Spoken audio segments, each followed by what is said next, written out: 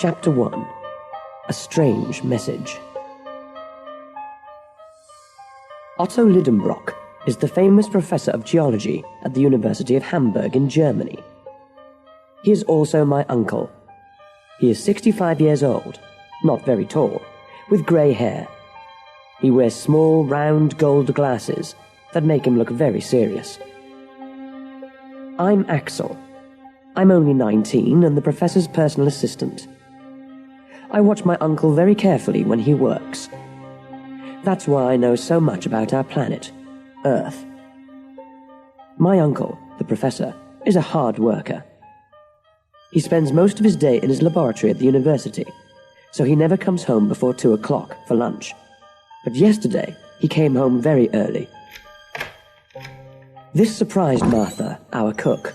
The poor old girl did not have the lunch ready, and she was a little upset. Professor, you're early. Never mind, Martha. I don't want lunch today. But, Professor, you must eat. The professor looked excited. Martha, food is not important. Then he turned to me. Axel, come with me. He took me into his library. It was a big room with lots of bookcases against the walls and heavy velvet curtains in front of the windows. In the middle of the room, there was a desk where my uncle spent most of his evenings. He took an old book out of his coat pocket. He looked at me. Axel, look at this. Look at this. I took it from his hand. Its cover was hard, and it looked very old. Why? What is it, Professor? I found it today in an old bookshop. It's 700 years old. What's it about? It's about the old princes from Norway who came to live in Iceland. Why is that so special? He smiled and said, Because it is written in a language that no one uses anymore. I opened the book and saw strange letters from a strange alphabet. I did not understand any of it. I turned its yellow pages, and a piece of paper fell out of the book onto the floor. The professor jumped on it. What's this? It was an old yellow piece of paper with the same strange letters on it. The professor knew many languages, but he could not read this old language from Iceland. He took a thick book from one of the shelves. It was a dictionary for all the old languages in the world which people do not speak today. Then he gave me a piece of paper and a pencil. Axel, write down these letters as I read them to you. The professor read each letter to me, and I wrote them down. When we finished, this is what they said. Go into the volcano at Snæfellsjökull. Before the 1st of July, the sun will show you the way to the center of the earth. Make this journey. It is fantastic. The name under this strange message was Arne Saknussemm. Arne Saknussemm. I don't believe it. Who's he? He was a famous scientist. He wrote many strange things about the Earth, but no one believed him. They said he was crazy. This must be the answer to the things he said. He left this piece of paper in the old book for someone to find. Do you understand, Axel, how lucky we are? Then he turned to the library door. Martha! I couldn't understand any of the things my uncle said. What do you mean, we? Martha opened the door to the library. Did you want me, sir? Yes, Martha. I want you to buy us 2 train tickets to Denmark. Master Axel and I are going to Iceland. This was the biggest surprise of my life. What? Uncle, I can't go. The professor looked at me calmly. You can, and you will.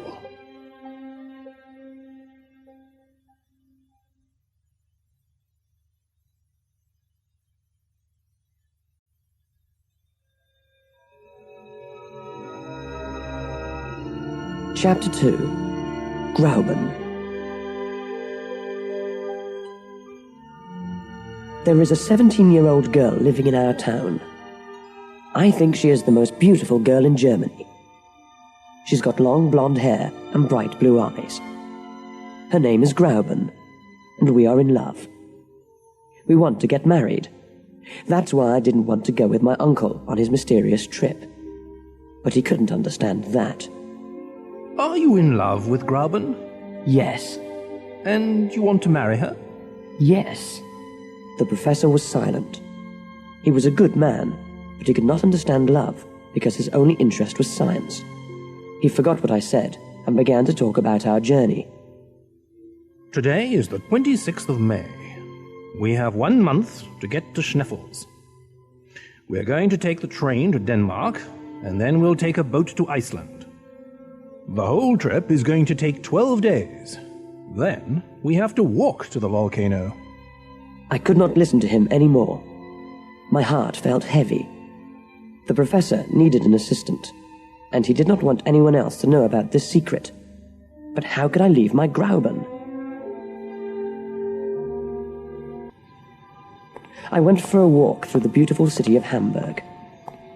I walked along the Elbe River, thinking of Grauben.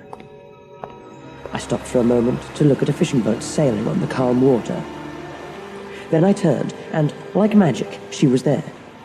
Grauben, my Grauben, stood 20 feet away, looking at the river. Grauben! She looked like an angel. We ran into each other's arms and kissed. Oh, Axel, I'm so excited. She sounded very happy, but I couldn't understand why. Excited? Why are you excited, my love? I was at your house. I heard about your journey. Isn't it wonderful? For a moment, I felt sad. So, Grauben wanted me to go away from her. But Grauben, we want to get married. I don't know when I'm coming back. She looked at me lovingly and held my hand. It doesn't matter. I'll still wait for you. Don't you understand? This is the kind of journey all great men must make. When you come back, you're going to be famous like your uncle. Then our life will be perfect together. Do you really mean that? She touched my face and smiled. Of course I do. Oh, Grauben, you are the most wonderful girl in the world. Back at my uncle's house, I felt excited. Then I thought of something. Maybe this adventure was too dangerous. Maybe we wouldn't come back. I ran into the library where my uncle was. Uncle, is it possible that we won't come back from this journey? His answer didn't make me feel any better. There's only one way to find out, Axel.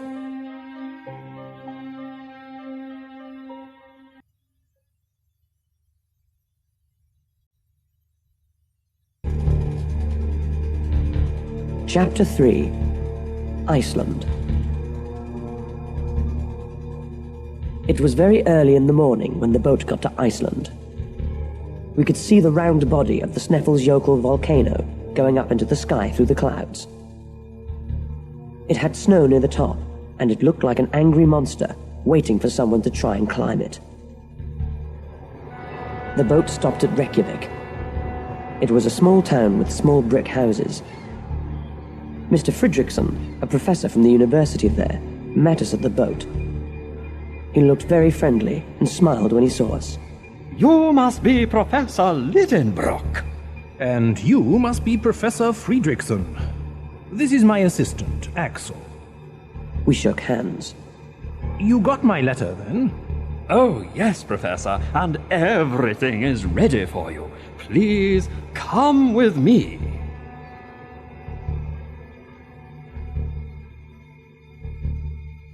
My uncle did not tell anyone the real reason for our journey. He wanted the two of us to be the only ones to travel to the center of the Earth. But we needed someone to go along with us, as we didn't know the area and the ice and snow around the volcano was too dangerous. So Mr. Fridriksson found us a guide. His name was Hans, and he looked perfect for the job. He was tall and very strong. He had small blue eyes and long red hair. He almost never smiled or spoke. Mr. Fridriksson introduced us. Professor Lidenbrock. This is Hans. Hans, Professor Lidenbrock, and his assistant Axel. Hans moved his head just a little to say hello. Hans is a very quiet man, like most Icelanders, but he is the strongest and best climber in Reykjavik. My uncle smiled at Mr. Fridrikson's words. He's just perfect, Mr. Fridriksson. Mr. Fridrikson let us stay at his house until we were ready to leave. We needed many things for our adventure. We took 4 horses to travel to the mountain. The professor and I each rode one, but Hans walked. The other 2 horses carried our bags. We took a lot of things with us: rope for climbing, tools, lights, guns, medicine, and enough food for 6 months. The only problem was we could only carry enough water for 1 week. The professor believed there was water under the volcano, but what if there wasn't? We left Reykjavik on the 15th of June, early in the morning. We travelled along the sea, and it was a wonderful journey. The land had a dark colour from the explosions of the volcano, and the beautiful blue sea next to it made it look fantastic. The journey to Sneffels took us 6 days, and each day we stopped in a different village for the night. The villages were small and very pretty, built at the foot of the volcano, next to the sea. The villagers were very nice, but like Hans, they did not talk much. When we got closer to the top of Sneffels, I thought of something. Uncle, what happens if the volcano explodes again? No, that's impossible.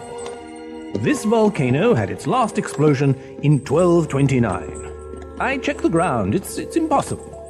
But it's not like... Axel, I am a scientist. This is a fact. There is nothing more to say. It was now 11 o'clock at night, and we were at the top. We stopped and found a small place inside the opening of the volcano where we could sleep.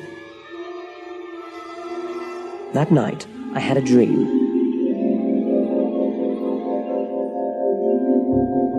I saw that I was alone inside the volcano. I was lost and very scared. Suddenly, the volcano exploded, and I was shot out of its top like a rock.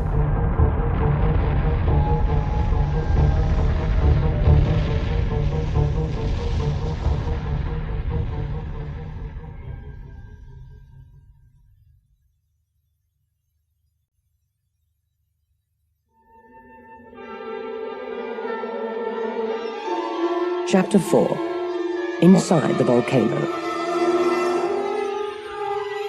The mouth of the volcano was 1 mile wide. We tied a rope around each other and began to climb down. Hans went first. The inside of the volcano looked like the inside of an ice cream cone. Its opening became smaller as we went down because of the rocks left there after explosions. The bottom of the volcano was 2,000 feet down. When we got there, I looked up and saw the opening at the top. It was a perfect circle of clear blue sky. There were 3 holes in the floor of the volcano. Each of them was about 100 feet wide. The explosion of rocks and hot lava once came through these holes and then out through the top. Now they looked like dark caves. I looked at the holes and then turned to my uncle. Which one do we take? I don't know. Arne Saknussemm said the sun touches one of them at the end of June. Today is June the 25th. It is too late to see the sun today. We must wait until tomorrow. What if it's cloudy tomorrow? Then we will wait again. But we only have 5 more days. In July, the sun is too low. It cannot reach the bottom of the volcano. Then we can go home? Axel, don't say such things. Tomorrow will be sunny, and we are going to the center of the earth. The next day, it was cloudy. The professor could not believe it. 4 days. We only have 4 days. Please, please, sun, come out, come out! The professor looked up at the sky with his arms open. The only thing he wanted now was to see the sunshine. I thought of Grauben and the danger waiting for my uncle and myself inside those holes. I hoped for rain. Hans built a small house from the large rocks he found on the floor of the volcano. He never said much, but he always thought of something useful to do. I checked the rock of the volcano walls to see how old they were. Drops of water from the ice and the snow outside ran down the wall, and the sound they made inside was like music. Suddenly, the professor called out my name. Axel! Axel, come here! I ran to him, curious to see what was there. What is it? Look at this!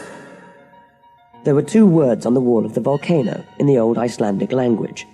What does it say? Arne Saknussemm. He was here. We're in the right place! The next day, the sun came out, and at 1:13 in the afternoon, it touched the hole in the center of the floor. That's it! That's the hole to the center of the Earth! Let's go! Hans brought our bags, but there was one problem. We could not carry all of them and climb down the hole at the same time. What must we do now?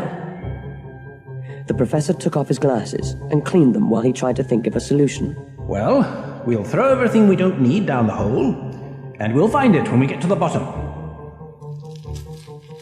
Hans threw the bags down the hole in front of us. We listened, but we never heard them hit the bottom.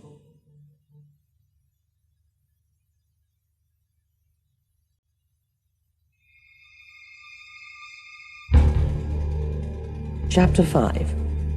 Lost in the Tunnels. We put our rope through holes in the rocks on the sides of the walls, then climbed down. Hans went first, then my uncle, then me. Every 200 feet, we found a flat rock to stop on. We pulled the rope down from above us, tied it to a new rock, then started again. We did this for almost 10 hours. We traveled 2,000 feet down. Finally, Hans said something.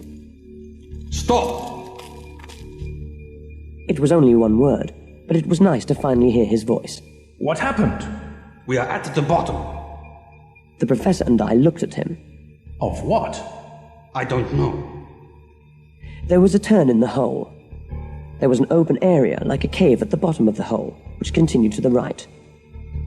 Our bags were there. After 10 hours of climbing down, we were very tired. We decided to spend the night there.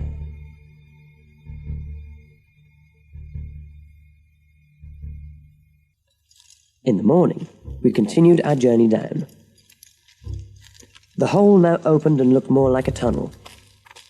We did not need to climb because we could walk down this tunnel. We used our torches so we could see the rock on the walls clearly. It looked like glass of different colors. Some of it was red, some was brown, and some was yellow. My uncle saw me looking at it. That's from the lava.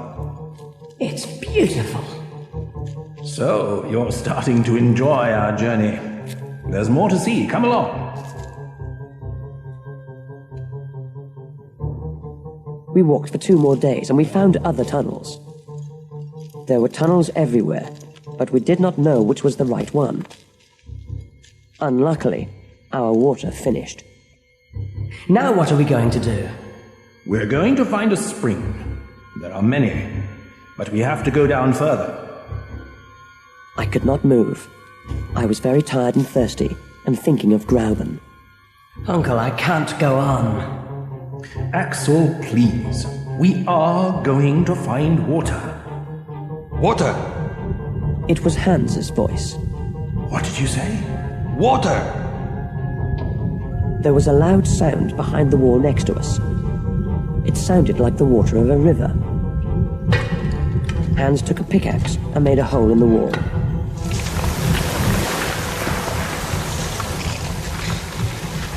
Water came out onto the floor around us.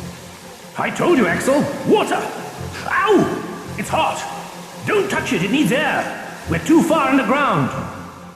The water was cold enough to drink after a few minutes, and we all felt strong again. We continued our journey, but I made a serious mistake.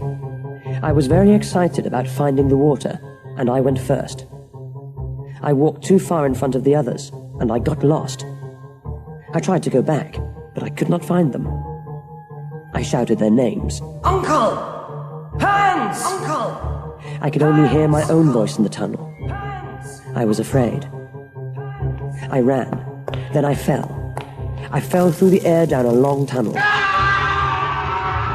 Then I hit my head, and everything went black around me.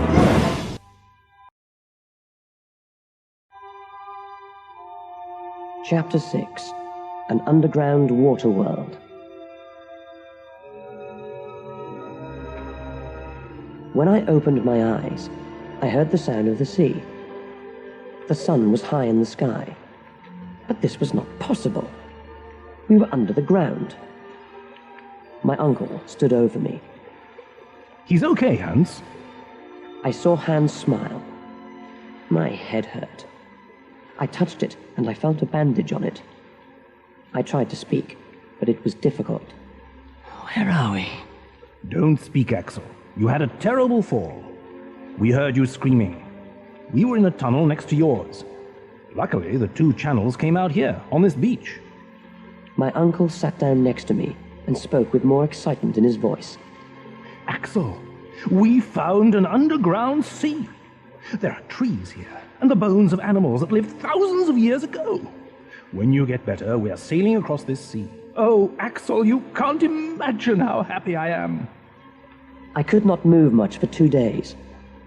I heard Hans building a boat for us to sail in, but I could not understand how there was light. The professor explained this to me. It is a mystery, like so many things. But it is something like electricity coming from the heat of these rocks. We are inside something like a giant cave.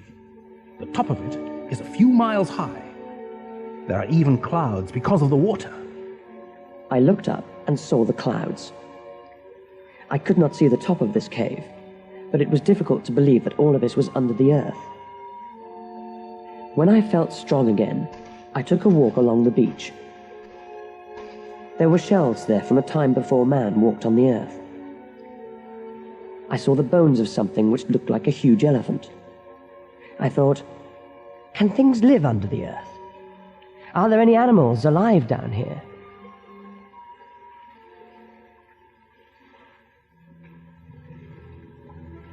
The boat was ready, and we were ready to sail.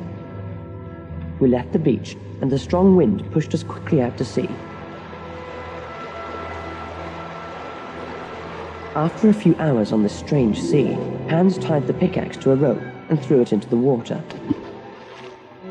The professor wanted to know how deep the sea was. It never touched the bottom. When Hans pulled it back into the boat, its metal head looked different. There were large marks on it. What's that? Hans looked at it closely. Teeth! Teeth? Could something so big live in these waters? The professor looked at his compass. We are traveling south. If I am right, we left Iceland when we went under the volcano. We traveled under the Atlantic Ocean, and now we are under Scotland. That's fantastic! But we're still not going down. I want to go further down. Suddenly, there were huge waves rocking the boat. What's happening? Hans pointed to something dark about a mile away from us. It came closer, and I thought I saw a giant dolphin. I was wrong. It was an alligator. It came closer, and I saw that I was wrong again. It was something with the body of a dolphin and the head of an alligator. It was over 100 feet long. Then I saw a huge snake with a shell on its back like a turtle's. We took the guns in our hands, but the animals did not care about us. They fought each other. It was a horrible fight. We heard the snake hissing and the dolphin screaming. They both dove under the water. Everything was quiet. Then the snake's head came out of the water. It hissed one more time before it died in the water. But where was the monster dolphin?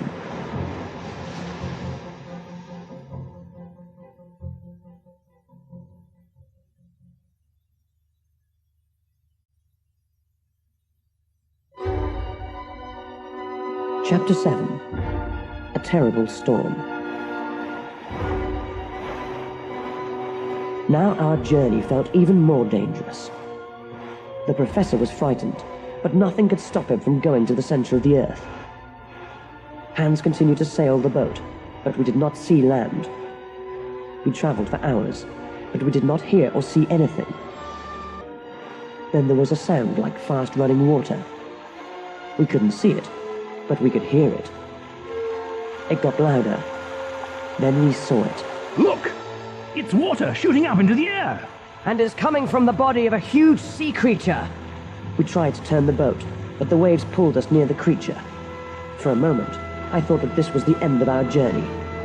The water went up 500 feet high into the air. An animal that could do this could kill us easily. Then we saw that the long black body we thought was an animal was an island.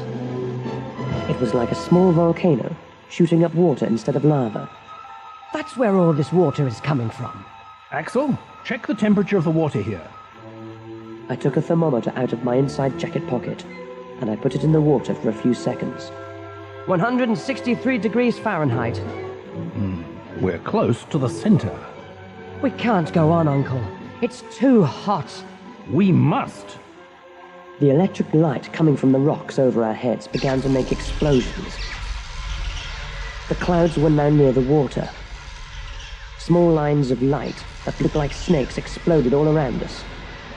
The waves were bigger now and pushed us away. I was very scared. What's happening? The explosions were too loud for us to hear each other. It's an electrical storm! Hans! Hans tried to keep the boat from sinking. The wind pushed us through the water like a race car. Suddenly, a large ball of white electric light fell on the boat. None of us could move. It held our feet with its electric power. We shouted to each other, but none of us could hear anything. Uncle! Axel! Hans! Axel! The boat moved by itself, and there was nothing we could do. Suddenly, the ball of electricity exploded. We all fell down, and a huge wave threw us into the water. Axel! Hans! Hans had the professor in one arm, and me in the other. I don't know how he did it, but he got us to land safely. I began to think that all the energy he saved by not talking made him the strongest man on Earth. The storm stopped, and we saw the boat, still on the water, 100 feet away. Hans swam out to save our food and equipment. The professor and I tried to understand where we were. I think that sea is 800 miles wide. That means we went under Europe. The Mediterranean Sea is now over our heads. Let's wait for Hans to bring back the compass. When Hans brought back the compass, the professor and I could not believe what we saw. It said we were north and not south. That meant the wind took us back to the place where we started.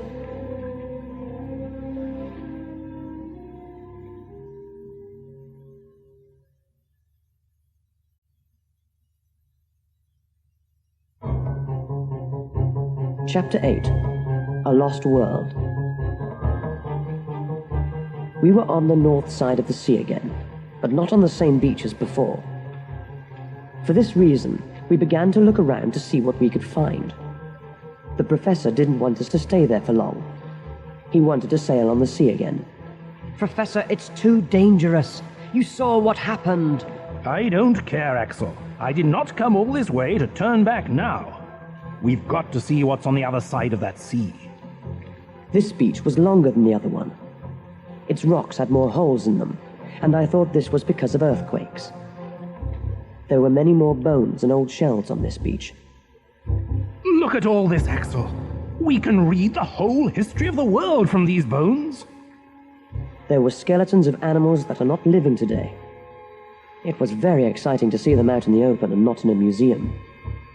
Axel, look. A human head.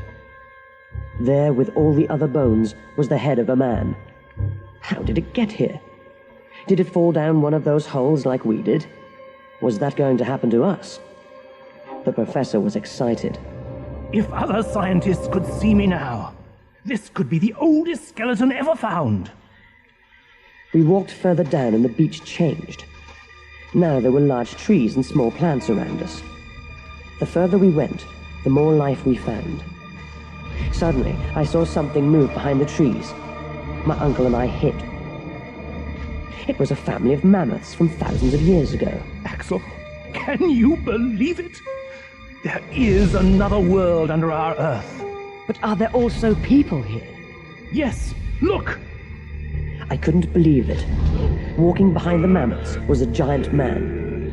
He was over 12 feet tall with long hair and a beard. He had a piece of animal skin around his waist. Should we try to talk to him? No. He looks dangerous. Hans is not with us, and we don't have our guns. Let's go back to the boat. We ran away quietly, so the prehistoric man did not see us. When we stopped running, we were back at the beach. I saw an old knife on a rock. Let's clean this and keep it. It could be useful. Axel, don't you understand what this is? Yes, it's a knife. But it's made of metal. It is only 200 or 300 years old. Do you mean... Yes. Arne Saknussemm. The professor saw a cave nearby. He ran to it. Axel, it's him! On the rock, next to the entrance of this cave, there were 2 letters in Old Icelandic. A.S. The professor looked very excited. This must be the entrance we're looking for.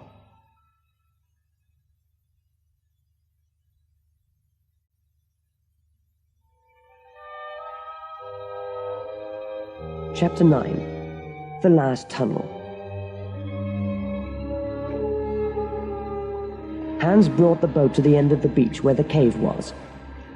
We tied it to a rock in the water and took our bags to the cave. Are we going to use the boat again? I don't know. Maybe if we come back this way. But who knows where this new tunnel will take us? We needed the boat sooner than we thought. We walked about 12 feet inside the cave. Then we saw a huge rock blocking the tunnel. We couldn't understand it. How could Arne Saknussemm get around this rock? The professor thought for a moment, and then he looked at the rock. Maybe it fell after his journey, in the last 200 years. Probably after an earthquake, or a terrible storm. I wish there was another earthquake to move that rock from the entrance of the cave. Axel, that's it! We can use the gunpowder to move this rock again. Do you think it will work? There's only one way to find out. We still had some extra gunpowder with us for the guns. Hans made a hole in the rock with his pickaxe. Then we put the gunpowder inside. We used the rope to light it, but we made it very long to give us time to move back and hide. The 3 of us got into the boat and moved 50 feet out to sea. We had no idea how big the explosion was going to be. Waiting for it made us very nervous. Maybe it won't work. Axel, don't say those things. We waited. Suddenly, the rocks on the beach opened like 2 curtains. The earth shook, and everything fell into a huge hole. We fell back in the boat, and the final explosion made the sea rise in a huge wave which pushed us back to the beach. We were in the air, on top of the water, and the hole was below us. It looked big enough to take in all the world. We're going down into the hole! That's what we want. Not this way! We shouted because the noise of falling rocks was all around us, and we couldn't hear each other. The boat moved like a train through the tunnel, then we crashed into a new river of fresh water. The boat went under, and came back up so fast that there was very little water in it. I don't know how we stayed in it. We held onto the sides of the boat with all of our strength. Professor, where are we? I don't know. But the water is taking us somewhere. We have no choice but to follow it. It's getting hot. The temperature was high. The walls had the red color of lava. Are we under another volcano? When I finished my sentence, we heard a loud roar from behind us. Water and air pushed us forward faster. The walls began to shake, and rocks began to fall. Professor! Then it was clear. We were inside a volcano, and it was going to explode. I could see the blue sky through the round hole at the top of the volcano. There was one more terrible roar, and we were flying up into the air.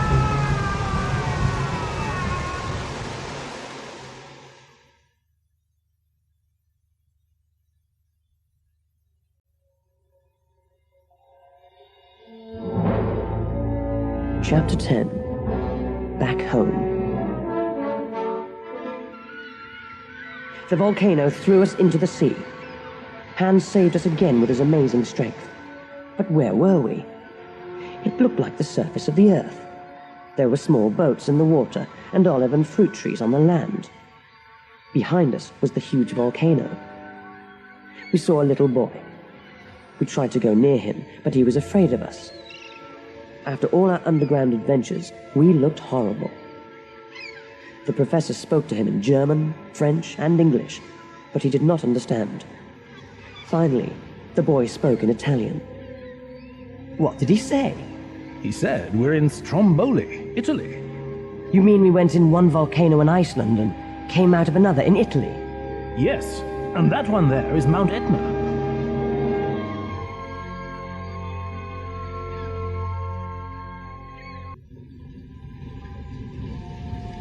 And that was how our journey ended.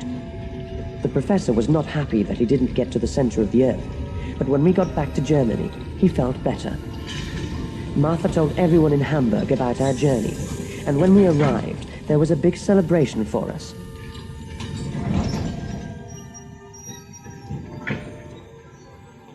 Everyone in Hamburg was at the train station when we arrived, but the only person I looked for was my Grauben. And I saw her, like a white light moving past the others until I could hold her. Oh, Axel, I'm so glad you're back. I thought of you every day, and sometimes I was afraid, but somehow I knew you were all right. Well, I never felt that I was safe, but I did want to come back to you every minute of every day. There was a stage set up in the station, and the journalists who were there asked the professor to talk about our journey. Uncle Otto was tired, but he agreed. My nephew Axel and I are now back from an incredible journey. We saw things that scientists still do not know about. There is life in the heart of this planet.